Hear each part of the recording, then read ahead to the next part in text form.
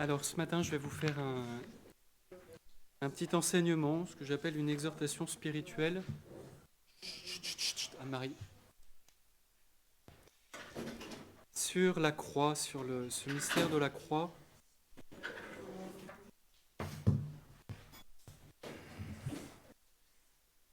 Je vais vous faire une confidence. L'office que nous allons vivre ce soir, donc on appelle l'office de la Passion, c'est celui que je préfère des 3 jours. Vous voyez, vraiment, niveau liturgique, je pense que vous avez remarqué tout au long de ce carême, et en particulier pendant ces jours saints, on a une densité, une richesse spirituelle dans la liturgie. Merci beaucoup, monsieur.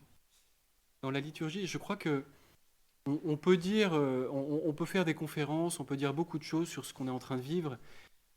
Je me fais souvent cette réflexion, il suffit, merci beaucoup Marie-Lise. En fait, il suffit de suivre, je suis le père Alban Dièvre, de la communauté Saint-Martin. Excusez-moi, j'aurais dû me présenter avant. On est 5 prêtres de la communauté Saint-Martin au sanctuaire. Vous aviez l'équipe au complet ce matin, dans le petit chœur qu'on a chanté. Il y a 5 prêtres et 2 séminaristes.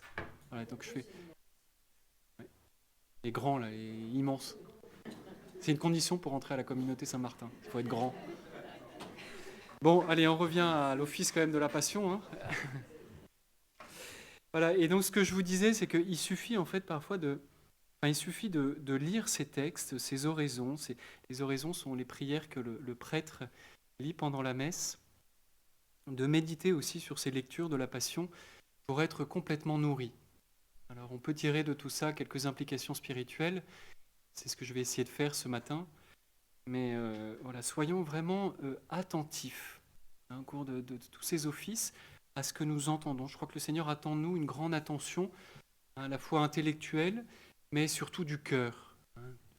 Que tout ce que nous vivions nous touche intellectuellement, certes, mais que ça descende en nous. Vraiment que nous nous laissions imprégner, toucher par tout ce que nous vivons.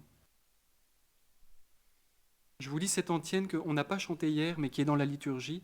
Que notre seule fierté soit la croix de notre Seigneur Jésus-Christ. En lui nous avons le salut, la vie et la résurrection. Par lui nous sommes sauvés et délivrés. Je crois qu'aujourd'hui, ce vendredi saint, c'est le jour par excellence où nous sommes invités à regarder tous ces crucifix qui sont dans nos chambres. Là, il y en a un derrière moi. On aura un beau crucifix ce soir pour la vénération de la croix. Et je crois que parfois on s'habitue un petit peu à ces crucifix. Voilà, ça fait partie du décor de la maison, de nos chambres, de nos maisons. Je crois qu'aujourd'hui, très simplement, de s'arrêter devant un crucifix, le contempler, même l'embrasser, le vénérer, avant la vénération de ce soir, et nous donner et demander au Seigneur tout au long de cette journée de rentrer dans sa sagesse, la sagesse de Dieu. Je me dis souvent, c'est quand même incroyable, tous ces crucifix qu'on a, ces calvaires aussi au coin des chemins, que notre seule fierté soit la croix de notre Seigneur Jésus-Christ. Je trouve ça presque provoquant. Et que notre seule fierté soit la croix de notre Seigneur Jésus-Christ. Oui, mais on peut être fier de cette croix de notre Seigneur Jésus-Christ parce que, ça je le redis souvent, c'est pas tant la croix qui nous a sauvés, c'est pas tant les tortures de Jésus, cette flagellation insoutenable, ces crachats, ce qui nous a sauvés, c'est tout cet amour contenu au cœur de cette souffrance. Je l'ai dit pendant ce carême, je suis très marqué par ce film de la Passion, je ne sais pas si vous l'avez vu, de Mel Gibson. Alors on aime, on n'aime pas, moi j'aime beaucoup. Et il y a quelque chose, c'est un détail, je ne sais pas si vous l'avez remarqué, après la flagellation, donc c'est horrible, ça dure 20 minutes, c'est vraiment horrible. Il paraît que Jean-Paul II aurait dit à la fin du film, c'est comme c'était. Après la flagellation, on remet la croix à Jésus. Et ça passe très vite. On voit Jésus qui prend la croix, et qu'est-ce qu'il fait? Il l'embrasse. Est-ce que vous l'aviez vu dans le film, ça? Parce que ça passe très vite. Et c'est vraiment très beau.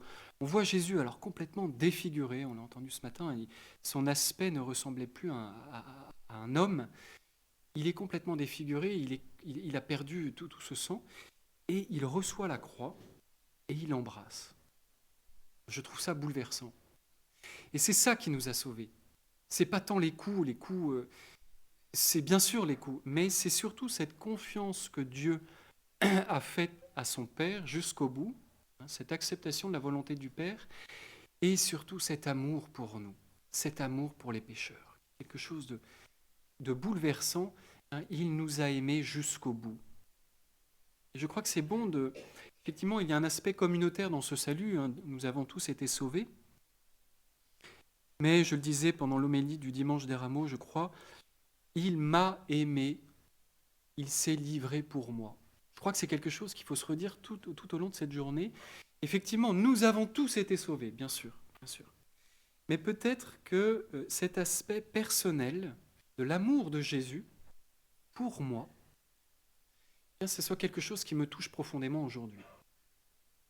Je le lirai après avec vous, mais dans le catéchisme de l'Église catholique, le numéro 616 nous dit « Il nous a tous connus et aimés dans l'offrande de sa vie ». C'est-à-dire que sur la croix, Jésus nous a tous portés. Jésus nous avait, si je puis dire, en tête, dans son cœur. Il a porté, il a vécu toutes nos épreuves, toutes nos offrandes, nos souffrances. Pardon. Donc je reviens à cette petite introduction. Vraiment, demandons au Seigneur la grâce aujourd'hui d'être bouleversés par cet amour que Jésus a pour nous. Et de rentrer aussi dans cette sagesse de Dieu. La parole de Dieu nous dit « Nous prêchons un Christ crucifié, scandale pour les Juifs et folie pour les païens. » C'est complètement scandaleux, cette histoire d'un Dieu qui meurt sur la croix.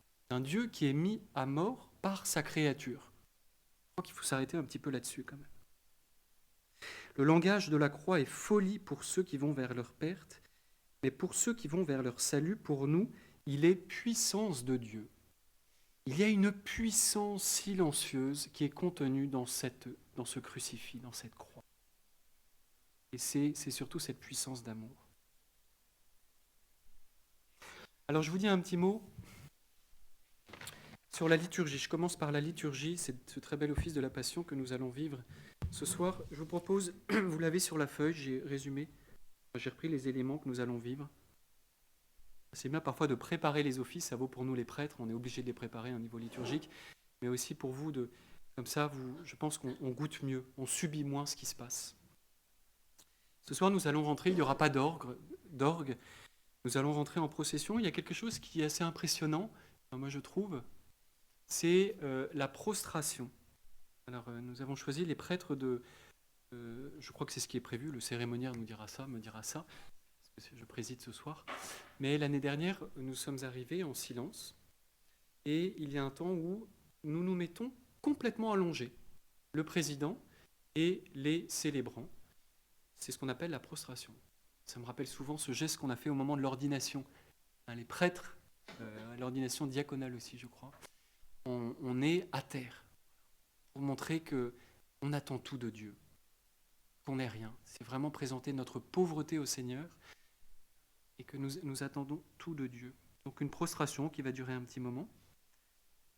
Alors vous n'êtes pas invité, enfin voilà, vous pouvez vous mettre à genoux, peut-être pas allongé par terre, mais... Et après, immédiatement après, je dirai cette prière. Seigneur notre Dieu, par la passion du Christ, tu as détruit la mort héritée du premier péché, la mort qui tenait l'humanité sous sa loi. Accorde-nous d'être semblables à ton Fils. Du fait de notre nature, nous avons dû connaître la condition du premier homme qui vient de la terre. Sanctifie-nous par ta grâce, pour que nous connaissions désormais la condition de l'homme nouveau qui appartient au ciel. On va passer toute la journée à prier sur cette collecte, ce qu'on appelle une collecte. Je retiens deux choses. Pourquoi le Christ est mort sur la croix ? Qu'est-ce que le Christ nous a obtenu par sa mort et sa résurrection ? Il y a deux choses. On l'a entendu pendant une collecte, une oraison pendant la messe de ce carême. La première chose, c'est que le Christ nous a délivrés du pouvoir de Satan. Tu as détruit la mort héritée du premier péché, la mort qui tenait l'humanité sous sa loi. Le Christ nous a réellement délivrés du pouvoir de Satan. Alors on n'aime pas trop parler du diable, ça nous fait peur, mais Il faut imaginer ce combat entre la lumière et les ténèbres qu'il y a eu au moment de cette passion. Ce combat de Jésus contre Satan, et Jésus en est sorti victorieux. Je reviens à ce film de la Passion, ça m'a toujours mis un petit peu mal à l'aise d'ailleurs. Le diable est représenté par une personne, on ne sait pas si c'est un homme ou une femme d'ailleurs, il y a un aspect un petit peu bizarre, mais je pense, quand je vous dis ça, surtout à Gethsémani. C'est le tout début du film où on voit Jésus à Gethsémani. Alors on voit cette tête, je crois, mais on voit surtout le serpent qui avance. Je ne sais pas si vous vous souvenez aussi, c'est très fort ça. Jésus d'un coup qui écrase la tête du serpent. Vous vous souvenez de ce passage? Vous ne l'avez pas vu, il faut le voir ce film. Voilà, Jésus écrase la tête de Satan. Donc, ce mystère de la passion que nous allons vivre, où humainement on a l'impression d'assister à un échec, une espèce de terrassement de Jésus sous la souffrance, la croix, la mort, c'est une victoire. Un prêtre qui disait cette semaine, je crois, j'ai entendu, c'est pour nous, chrétiens, la semaine de la victoire. Cette semaine sainte. C'est la semaine de la victoire. Donc la première chose, Jésus nous a délivrés de l'emprise de Satan. Ça ne veut pas dire que nous continuons aujourd'hui à souffrir des conséquences du premier péché. Et nous sommes engagés dans un combat spirituel. Nous chutons, nous péchons, même parfois on se dit, mais est-ce que finalement Jésus a vraiment gagné quand on voit l'état du monde aujourd'hui? Même le péché dans notre vie. Oui, Jésus a gagné. Sauf que c'est mystérieux, c'est le plan de Dieu, mais Jésus nous a donné de prendre part à ce combat. Encore une fois, la victoire a été assurée, mais chacun d'entre nous, nous sommes invités, je le développerai un petit peu plus après, à participer à ce combat du bien sur le mal. C'est ce qu'on appelle la co-rédemption. C'est un terme qui est très beau. Nous participons à ce salut. C'est saint Augustin qui dit « Dieu a créé l'homme sans lui », c'est vrai, et Dieu n'a pas voulu sauver le monde sans l'homme. C'est très beau, ça. Dieu nous prend au sérieux. Donc, première chose, délivré du pouvoir de Satan. Et la deuxième chose que nous a obtenu la croix, c'est quand même formidable, il faut se le rappeler, ça souvent, c'est l'accès au ciel, à la vie éternelle. C'est un père de l'Église qui dit « Le premier péché, le péché d'Adam et Ève, nous a fermé les portes du ciel. Et c'est Jésus, par sa mort et sa résurrection, par le mystère pascal, qui nous a réouvert ces portes du ciel. » Après le premier péché, je crois qu'on peut vraiment dire ça, le ciel était fermé pour nous. Et Jésus, par sa passion, nous a réintroduits dans cette dimension d'éternité. Sanctifie-nous par ta grâce pour que nous connaissions désormais la condition de l'homme nouveau qui appartient au ciel.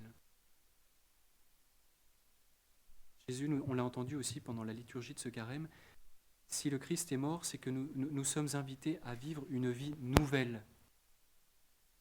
Tout ce qu'a fait Jésus, moi je vous fais une confidence, c'est à la base de ma vocation d'ailleurs. Je regardais souvent le Christ sur la croix et je me disais, mais il ne faut quand même pas qu'il soit mort pour rien.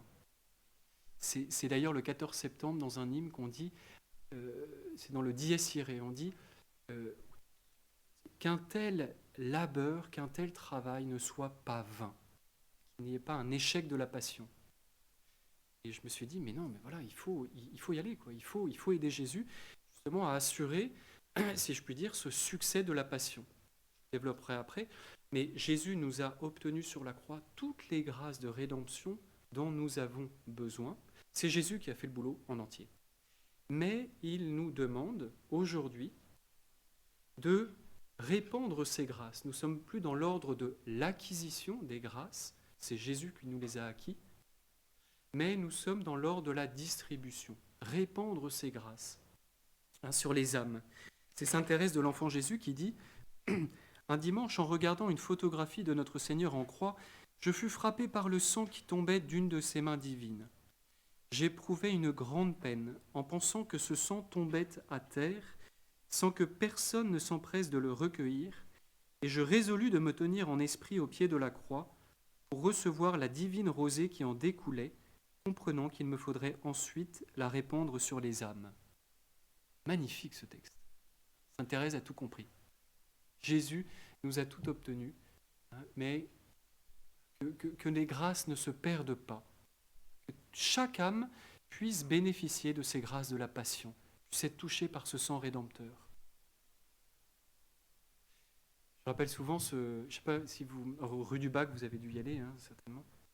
On voit la statue de la Vierge Marie, qui a des rayons qui sortent de ses doigts. Et puis, il y a des rayons qui sont lumineux, il y en a d'autres qui sont noirs. Et en fait, c'est Sainte Catherine Labouré, pardon, qui a demandé à la Vierge Marie, mais qu'est-ce que c'est que cette différence de rayons? Et la Vierge Marie lui a répondu, eh bien, ce sont toutes les grâces, ces rayons noirs, qu'on ne me demande pas. Et il y a des grâces que je veux donner, mais qui sont, peut-être que théologiquement c'est impropre de dire ça, mais vous allez voir un petit peu l'idée qu'il y a derrière. Il y a des grâces que le Seigneur veut nous donner, à nous, mais moyennant une demande explicite. Jésus veut que nous lui demandions explicitement certaines grâces. Ça veut bien dire que nous pouvons, par notre prière, par nos sacrifices, contribuer justement à demander des grâces de rédemption pour nous, pour ceux que nous aimons, ceux qui ne connaissent pas encore Dieu. Et une dernière chose, toujours en lien avec cette collecte, on nous dit « accorde-nous d'être semblable à ton Fils ». Ça s'appelle la configuration à Jésus. Et nous sommes invités à être configurés à Jésus dans sa résurrection, mais avant la résurrection, avant la gloire, il y a la croix. Il y a le passage de la croix. Quand vous lisez les évangiles, vous vous rendez compte que toute la vie de Jésus a été marquée par la croix. Je crois qu'il a eu des grandes joies, les joies liées à la relation qu'il avait avec sa mère. Je reviens toujours à ce film de la Passion, mais c'est très beau d'ailleurs, on voit, il y a pas mal de passages où on voit Jésus presque qui joue avec sa mère. Il y a un moment d'ailleurs, il construit une table. Je trouve que ça rend très vivant la relation de Jésus avec sa mère, parce que souvent on a l'impression que c'était parfait, que c'était nickel, ça débordait pas, ça manquait peut-être un petit peu de vie. Et là, on voit Jésus qui fait sa table, et il me semble, si j'ai bon souvenir, qu'elle est peut-être un peu trop petite, ou je sais pas quoi, la Vierge Marie lui fait remarquer, et elle a un seau d'eau à côté, Jésus prend de l'eau et l'envoie dans la figure de la Vierge Marie. Voilà, et je trouve qu'il y a quelque chose de très vivant, vous voyez. Je pense que Jésus vraiment a eu de très belles joies, a goûté de très belles joies. L'amitié de ses disciples, avant la trahison de ses disciples. Jésus était émerveillé aussi devant la foi des personnes qu'il rencontrait. On nous dit aussi Jésus à un moment exultant de joie sous l'action de l'Esprit Saint. Donc il y a eu des joies dans la vie de Jésus, mais il y a eu de grandes souffrances. Et ça, notamment pendant ce temps de la Passion, on peut relire des expressions. Moi, une qui m'a frappé pendant l'office des ténèbres, c'était « il était défiguré », comme un agneau qu'on mène à l'abattoir. Ça, je crois qu'il ne faut pas passer trop vite sur ces termes. Voilà. Donc nous sommes invités, chacun d'entre nous, en fonction de notre état de vie, à être configurés à Jésus, à être semblable à lui, à passer par ces mystères de mort et de résurrection. Ça va pour l'instant ? Bon. Alors on continue. Les lectures. Donc je ne vais pas les reprendre parce que j'ai perdu mon Magnificat, mais on va lire le livre d'Isaïe, donc le serviteur souffrant, très beau. L'Épître aux Hébreux, et enfin la Passion du Seigneur. La Passion selon Saint Jean. Elle sera chantée ce soir. On va essayer de la chanter. Alors, je dirais un petit mot. Je ne vais pas prêcher après la Passion, et que vous ne soyez pas surpris. Donc, il faut rester assis, mais ça, je le dirai, parce que dimanche des Rameaux, tout le monde se lève, parce que normalement, on prêche après l'homélie. Mais là, je dirais un petit mot introductif, donc avant la Passion. Après, on a l'impression que c'est un peu fatigant, la Passion, et je me dis, quand on voit ce que Jésus a fait pour nous, on peut rester debout un petit moment quand même. Et puis écouter, se donner un petit peu de mal. Quand on voit tout le mal que Jésus s'est donné pour nous, on peut se donner un petit peu de mal pour lui. Après, nous arriverons à la prière universelle. Vous savez, cette grande prière universelle qui est introduite par le diacre, on n'a pas de diacre, mais ce sera je ne sais pas qui dira à chaque fois, qui introduira cette grande prière universelle. Prions à genoux, levons-nous. Vous savez, à chaque fois, nous sommes invités à mettre un genou à terre. Alors, je vous ai rappelé sur la feuille toutes ces intentions de prière Je crois il faut y mettre tout son cœur ce soir. C'est l'occasion d'être des grands intercesseurs ce soir par notre prière pour le monde entier. Et plus particulièrement, donc vous l'avez sous les yeux, pour la Sainte Église, l'Église universelle. En particulier pour tous ces chrétiens persécutés. Je crois que c'est vraiment le jour où nous sommes invités à prier pour eux. Ils sont dans la passion, ils vivent la passion jour après jour. Et ils ont besoin du soutien de notre prière. Combien de fois on a vu l'évêque d'Alep, je crois, dire, mais le plus important pour nous, c'est votre prière. Nous sentons votre prière, nous avons besoin de votre prière.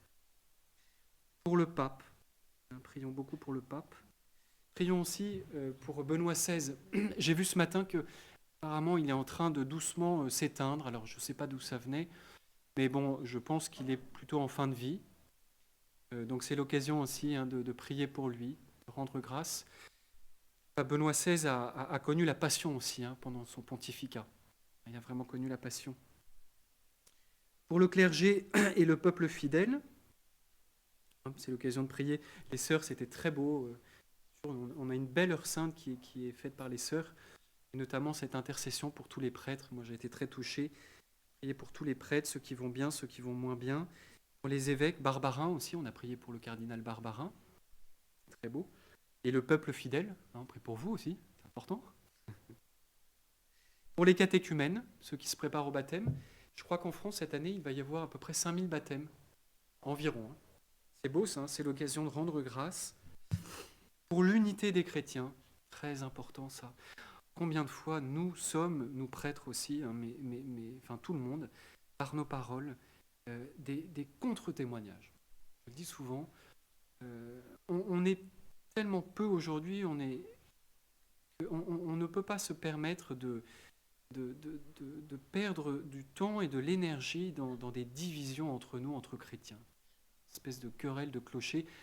On est humain, on a tous nos fragilités, les prêtres les premiers, et je me dis parfois combien d'énergie perdue dans des... Vous voyez, bon, il y a des sensibilités différentes dans l'Église, mais que ce ne soit pas l'occasion de se mettre dessus à cause de ça, parce que il y a une urgence de cette unité entre nous. Pour les Juifs, je vous rappelle que les Juifs, ils attendent encore le Messie, donc on prie pour eux. Pour ceux qui ne croient pas en Jésus-Christ, pour ceux qui ne croient pas en Dieu, pour les pouvoirs publics. Voilà, il y a une bonne dose de prière à faire. Moi, je vais vous faire une confidence, je prie souvent pour Hollande et pour Valls, même si j'ai du mal. Non, pardon, en plus c'est filmé. Non, mais je dis ça, mais ce que je vous dis, c'est sérieux parce que j'ai parfois l'impression qu'on est impuissant, on assiste, on a ces lois qui passent. Alors nous, on est comme ça, et puis on peut rien faire. Et je me dis, il faut prier. Et la prière touche les cœurs. Seigneur Jésus vient éclairer la conscience, l'intelligence de ces hommes qui ont la capacité de prendre de signer des lois qui sont parfois des lois mortifères. Ce ne sont pas des lois qui sont selon le cœur de Dieu. Pour tous les hommes dans l'épreuve, ça c'est vraiment l'occasion aujourd'hui d'intercéder pour tous ceux qui sont dans l'épreuve. En fait, c'est pour nous tous. Parce que tôt ou tard, maintenant, hier, demain, on est confronté par l'épreuve. L'épreuve du deuil, l'épreuve de la séparation, dans les familles, des familles qui souffrent. Il y a beaucoup de familles qui souffrent énormément. L'épreuve de la maladie aussi, je vois tant de cancers, l'épreuve de la solitude, toutes ces personnes qui sont seules. Voilà, de la fatigue, du découragement, toutes ces choses-là, vraiment, au Seigneur. Aujourd'hui, on dit au Seigneur, mon Dieu, je vous les dépose au pied de la croix. Venez les sanctifier, les remplir de votre présence. Après, je présenterai la croix, présentation de la croix. Je vais chanter à 3 reprises le refrain. Donc, voici le bois de la croix qui a porté le salut du monde. Et vous répondrez, venez, adorons. Voici le bois de la croix qui a porté le salut du monde. Venez, adorons. Et je le reprendrai 3 fois, avec un ton à chaque fois plus haut. Venez, nanana. Faut pas commencer trop haut d'ailleurs. Ça, je me le rappelle parce que souvent, on n'arrive plus à monter. Et après, ce geste très beau de la vénération de la croix. C'est magnifique ce geste. Nous sommes invités à venir embrasser la croix, vénérer la croix. Hein.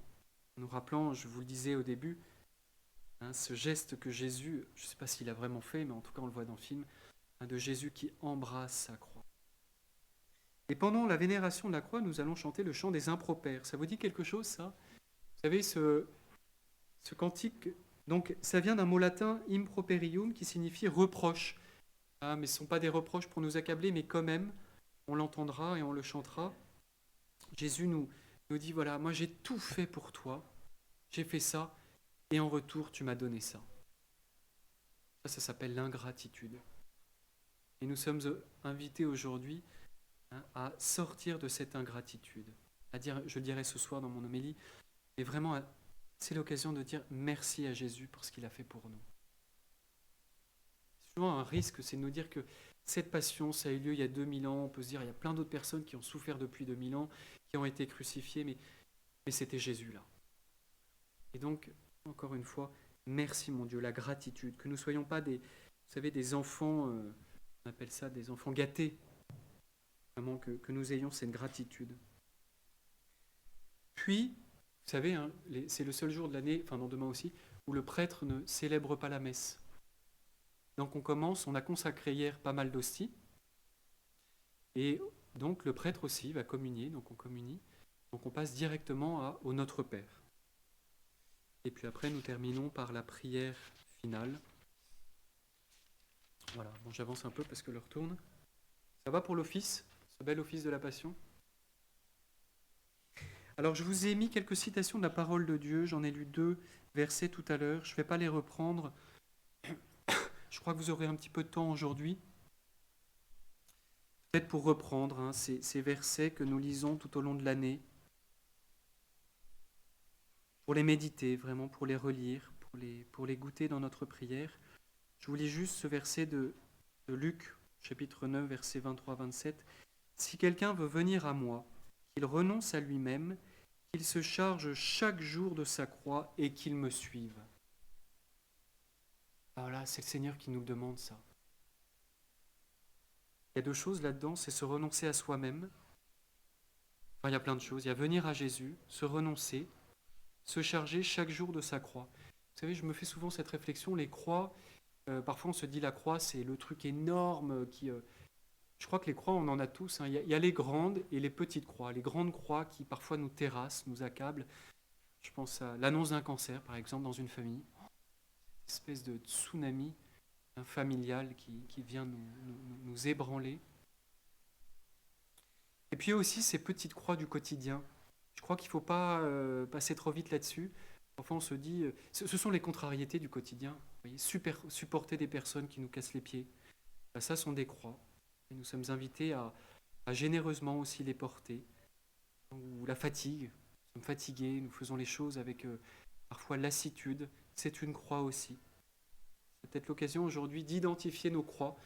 Ces croix qui sont liées aussi à notre tempérament. Parfois on se sent un peu prisonnier d'un tempérament coléreux, où on a tous des limites. Et puis ça fait partie des croix.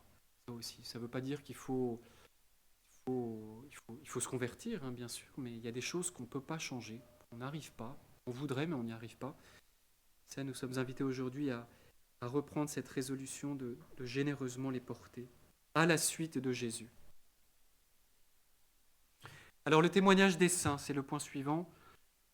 Ce qui me marque beaucoup quand je lis une vie de saint, c'est qu'il y a toujours eu la croix, mais en fait la croix elle est présente dans chacune de nos vies. Mais les saints, c'est ce qui est très beau, c'est de voir ce rapport, ce lien, ce regard qu'ils ont eu, qu'ils ont posé sur la croix. Je lisais il n'y a pas longtemps une citation du curé d'Ars qui disait « J'avais tellement de croix que je ne pouvais plus les porter. J'étais accablé. » Quand on voit la vie du curé d'Ars, on comprend qu'il en avait pas mal. Et il dit « J'ai demandé au Seigneur un jour dans ma prière, avec beaucoup d'insistance, l'amour de la croix. Et ça a transformé ma vie. » Alors, l'amour de la croix, je crois qu'il y a des vocations particulières. Quand je vous dis ça, je pense à Marthe Robin. Vous savez, des vies d'immolation, ou même des saints qui, dans leur prière, ont demandé la souffrance. Je crois que ce sont des vocations particulières. Peut-être que certains d'entre vous le font, bravo. Mais ce sont des vocations particulières, je pense. crois qu'on a suffisamment avec tout ce que nous vivons. Essayez déjà, au cœur de toutes ces croix que nous vivons, que nous portons, de poser un regard de foi, hein, de croire que à travers ces croix que nous pouvons porter, encore une fois des croix personnelles, des croix familiales, des croix ecclésiales aussi, nous contribuons à sauver le monde. Nous sommes co-rédempteurs. Nous participons à dispenser ces grâces de rédemption, je vous le disais tout à l'heure. Vous lirez la citation de Jean-Paul II. Je tourne la page.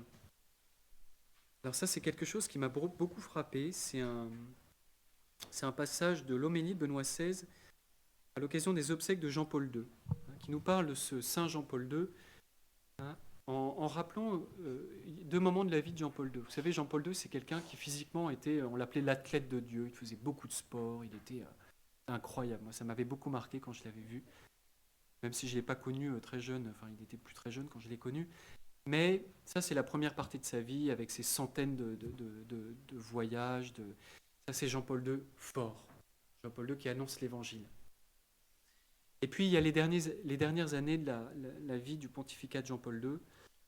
Là, humainement, c'était moins brillant. Je rappelle ce dernier chemin de croix que Jean-Paul II a suivi, hein, quand on le voyait même devant sa télévision. Et même certains disaient, mais il ne sert plus à rien pour l'Église, il faut qu'il parte. Et alors le pape Benoît, je crois que ça vaut le coup de le lire ensemble parce que c'est très beau, il avait tout compris, ce bon pape Benoît. Il nous dit: les dernières années du pontificat de Jean-Paul II n'étaient pas moins importantes en raison de cet humble témoignage de sa passion. Comment il a porté la croix du Seigneur devant nous et réalisé la parole du Seigneur: suivez-moi en portant avec moi et derrière moi la croix. Cette humilité, cette patience avec laquelle il a accepté la quasi-destruction de son corps, sa croissante incapacité à utiliser la parole, lui qui avait été un maître de la parole. Et ainsi il nous a montré, me semble-t-il, de manière visible, cette vérité profonde que le Seigneur nous a rachetée avec sa croix, avec la passion comme acte d'amour extrême. Il nous a montré que la souffrance n'est pas seulement un ne pas, quelque chose de négatif, l'absence de quelque chose, mais une réalité positive. Que la souffrance acceptée dans l'amour du Christ, dans l'amour de Dieu et des autres, est une force rédemptrice, une force de l'amour tout aussi puissante que les grandes actions qu'il avait accomplies dans la première partie de son pontificat. C'est très beau ça, hein? Quand je lis ça, je pense, vous savez, à tous ces ordres contemplatifs, à ces carmélites, ces bénédictins, enfin c'est... Bref. Et j'ai entendu souvent la réflexion suivante, mais à quoi ils servent? On manque de prêtres aujourd'hui. Quand vous avez dans des abbayes bénédictines qui tournent bien, il y en a encore aujourd'hui, hein, vous avez 30 prêtres qui célèbrent leur messe basse le matin. J'ai souvent entendu cette réflexion, mais il faudrait qu'ils sortent tous, hein. Il y a un besoin d'évangélisation. Et moi, je me dis souvent, je pense que, alors il ne faut pas comparer, mais ils sont aussi, voire plus, je compare, utiles que tous ces grands prédicateurs, que chacun a sa place dans l'Église.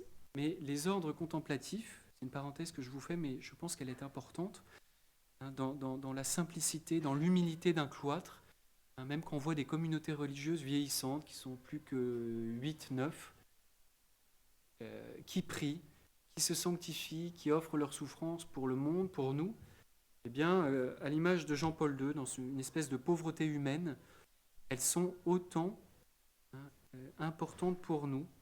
Elles collaborent autant à cette rédemption que les ordres plus actifs. Vous comprenez ce que je dis là? Voilà, donc même nous, quand nous nous sentons diminués, quand nous aimerions davantage faire plus pour l'Église ou pour autres, mais parce que nous n'avons peut-être pas la condition physique nécessaire ou parfois pas forcément le temps. Hein, je vous dis souvent à des personnes, votre premier devoir d'État, c'est votre famille. C'est pas d'abord être toujours absent de la maison, lancé dans des œuvres caritatives ou même au service de la paroisse. c'est d'abord votre famille. Et parfois, on souffre, on se dit, ah, mais j'aimerais faire davantage pour l'Église. Ben, déjà, ce que nous faisons pour notre famille, nous essayons de le faire avec un esprit de foi et nous participons à la rédemption de cette façon. Hein. Mais attention, Dieu n'a pas sauvé le monde avec quelque chose de brillant, d'étincelant, de glorieux. Il a sauvé nu sur la croix.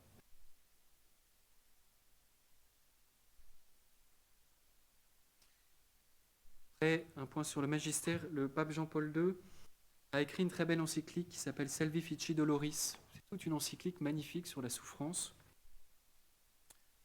Je vous laisserai, parce que je vois que l'heure tourne vite, je vous laisse le soin de le lire seul. Et Jean-Paul II nous rappelle que nous sommes tous invités, je vous en ai un petit peu parlé, à participer à cette rédemption. Et j'ai retiré quelques numéros du catéchisme de l'Église catholique, qui sont très beaux, qui sont en lien avec ce que nous allons vivre, ce que nous vivons aujourd'hui. Le numéro 571, le mystère pascal de la croix et de la résurrection du Christ est au centre de la bonne nouvelle que les apôtres et l'Église à leur suite doivent annoncer au monde. Le dessein sauveur de Dieu s'est accompli une fois pour toutes par la mort rédemptrice de son Fils Jésus-Christ. Le mystère pascal de la croix et de la résurrection du Christ est au centre de la bonne nouvelle. C'est ce qu'on appelle le kérigme. C'est ce que nous devons annoncer. Nous les prêtres, mais vous aussi. C'est le pape Paul VI qui disait dans une encyclique sur l'évangélisation, c'est bien de témoigner par le témoignage de la vie. Il faut que les gens, en nous voyant vivre, soient interpellés. Un peu comme les premiers chrétiens, desquels on disait « Voyez comme ils s'aiment ». Ce témoignage qu'ils apportaient par leur comportement.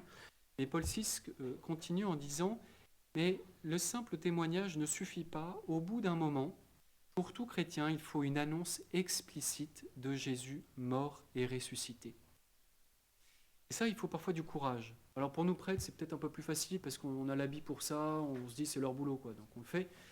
Pour un chrétien engagé dans le monde, c'est pas toujours évident de parler de Jésus. Alors on ne vous demande pas de parler de Jésus, il faut le faire avec discernement. Mais combien de fois dans les confessions, sans trahir de secret, les personnes disent mais j'ai honte de ma foi, j'ai entendu du mal sur le pape, sur la religion et j'ai pas osé intervenir. C'est vrai qu'il faut être courageux. Hein. Moi, je ne travaille pas en entreprise, donc je n'ai pas ce problème-là. J'en ai d'autres. Hein. Les prêtres, on a d'autres problèmes dans l'annonce de la foi. Et c'est vrai qu'il faut être courageux, mais je me dis souvent, ce que je dis à ces personnes qui s'accusent de ça, regardez les martyrs. C'est vrai que c'est une forme de martyr lorsque l'occasion se présente de dire oui, je suis chrétien. Et non, je ne suis pas d'accord avec ce que vous dites. Un peu comme Saint Pierre, hein. Connais-tu cet homme? On va l'entendre ce soir dans la Passion. Non, je ne connais pas. Une participation à la Passion de Jésus, c'est aussi avoir le courage d'annoncer la foi. Numéro 598. L'Église, dans le magistère de sa foi et dans le témoignage de ses saints, n'a jamais oublié que les pécheurs eux-mêmes furent les auteurs et comme les instruments de toutes les peines qu'endura le divin Rédempteur. Ça, le catéchisme développe ce point, parce que souvent des gens disent oui, mais c'est la faute des Juifs. Les Juifs, ils ne sont pas gentils, parce que c'est eux qui ont... Mais le catéchisme nous dit, nous sommes tous responsables de la mort de Jésus. Tenant compte du fait que nos péchés atteignent le Christ lui-même, l'Église n'hésite pas à imputer aux chrétiens la responsabilité la plus grave dans le supplice de Jésus. On l'a entendu ce matin, il était défiguré. Nous avons, chacun d'entre nous, participé, collaboré à cette défiguration du Christ par nos péchés. Et nos actes de charité, aujourd'hui aussi, que nous posons, nos actes de charité d'hier, d'aujourd'hui et de demain, ont mystérieusement, mais bien réellement contribué à consoler le cœur de Jésus à Gethsémani. C'est pas de la poésie, ça, c'est vrai.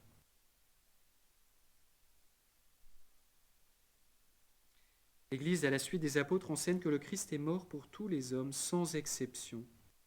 Il n'y a eu, il n'y aura aucun homme pour qui le Christ n'ait pas souffert. Je crois qu'il faut se le rappeler, ça surtout pendant la prière universelle, je vous le disais tout à l'heure, nous allons prier pour tous ceux qui ne connaissent pas Dieu, pour ceux qui même refusent Dieu, ça arrive. hein, eh bien, il faut se rappeler que Jésus est mort pour eux aussi. Il n'est pas mort que pour les chrétiens, Jésus. Il est mort pour tout le monde.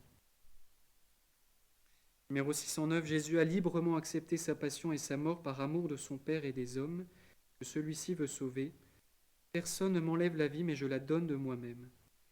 Ça, c'est très beau, d'où la souveraine liberté du Fils de Dieu quand il va lui-même vers la mort. C'est très beau, moi ça m'a frappé cette année, pendant ce carême et puis en particulier pendant les textes de la Passion, de voir cette grandeur de Jésus. Il est silencieux, mais il ne subit pas ce qui se passe. Jésus ne subit pas. Sa souveraine liberté.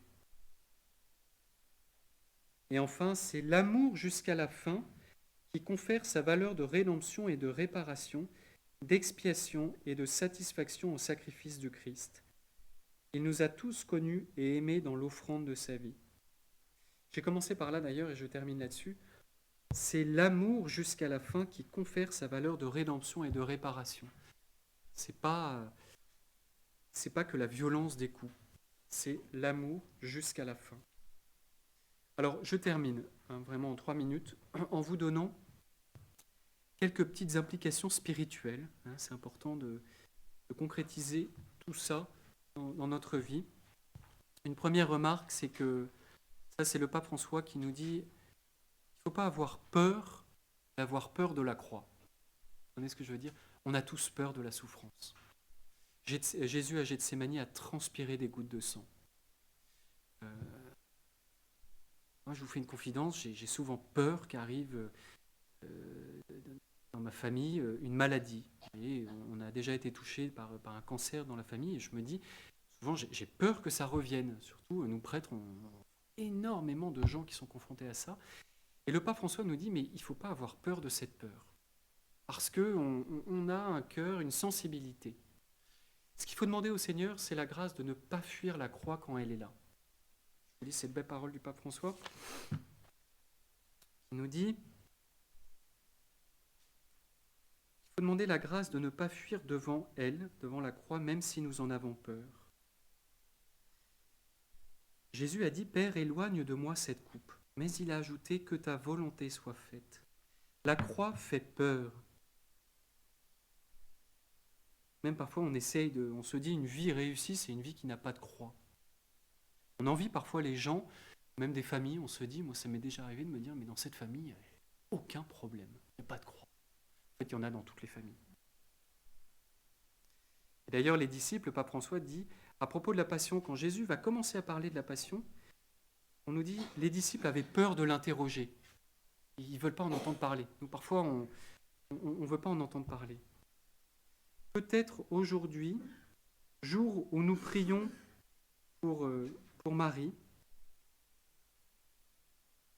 Notre-Dame des 7 douleurs, il serait bon de lui demander la grâce, ça c'est très beau, c'est le pape François qui dit, non pas de nous ôter la peur, parce que celle-ci est présente, mais de lui demander la grâce de ne pas fuir la croix. Marie était là et elle sait comment se comporter près de la croix. Le Stabat Mater Dolorosa, Marie était là au pied de la croix. Les autres, ils étaient tous partis. Ils ont tous fui. Voilà, demander que lorsque nous traversons une croix, une épreuve, au mieux, parce qu'il y a des épreuves qui nous terrassent complètement, psychologiquement, même parfois dans notre foi, mais au mieux d'être là et de continuer à faire confiance à Jésus, en étant sûr qu'il est là, qu'il porte cette croix avec nous. Nous rappeler que cette violence de la croix nous renvoie aussi à la gravité de notre péché. Et je le dirai ce soir, c'est justement aujourd'hui encore que jamais l'occasion on le dira pendant la vigile pascale, mais de renoncer à Satan, toutes ses œuvres, parce que nos péchés, nos petits péchés, nos grands péchés ont contribué à cette passion. Un ferme propos de me détacher du péché. Et puis nous sommes invités aussi, je termine là-dessus, à contempler Jésus, à avoir les yeux du cœur, de l'âme, de la foi, fixés sur Jésus aujourd'hui, dans cette agonie terrible à Gethsémani, de faire confiance aussi au Seigneur, de croire que cette façon qu'il a choisi de nous sauver, elle nous déstabilise, elle nous dépasse, mais elle fait partie de cette sagesse de Dieu. accepter cette volonté du Père. Et enfin, et je termine là-dessus, et je suis pile à 45 minutes, de vivre toute cette journée dans le cœur de la Vierge Marie. On n'en parle pas beaucoup de la Vierge Marie dans les évangiles, dans le récit de la Passion non plus. Alors on le voit très bien, je reviens à ce film de la Passion, mais elle était là. Vous, les mères, il y a des mères dans cette salle qui êtes là, vous imaginez bien quand vous avez un enfant qui souffre, un cœur de mère qui est complètement tétanisé, qui est déchiré devant son enfant qui souffre. Combien plus la Vierge Marie, l'Immaculée Conception a dû être... les mots sont... On n'a pas de mots pour décrire cette souffrance, sa répercussion. Vous savez, parfois, quand on préférerait souffrir nous-mêmes, je me suis souvent fait cette réflexion quand je vois quelqu'un que j'aime souffrir. En fait, on souffre presque plus de le voir souffrir. Et on aimerait souffrir nous-mêmes, prendre cette souffrance sur nous. Et je me dis, la Vierge Marie, c'est ça. Il y a eu une espèce de ricochet de... Vous voyez, quand vous jetez un caillou dans l'eau, il y a des ondes. Et elle a dû être complètement submergée par cette souffrance. On voit dans le film, d'ailleurs, après la passion, non, après la flagellation, elle a un linge et avec Marie-Madeleine, elle vient éponger, je trouve ça très joli ce terme, et elle vient recueillir du sang de son fils. On voit très bien tout au long de ce film la Vierge Marie à la fois qui est bouleversée et en même temps cette dignité de la Vierge Marie dans sa souffrance. Eh bien, vivons vraiment cette journée spirituellement avec la Vierge Marie, Notre-Dame des Sept Douleurs.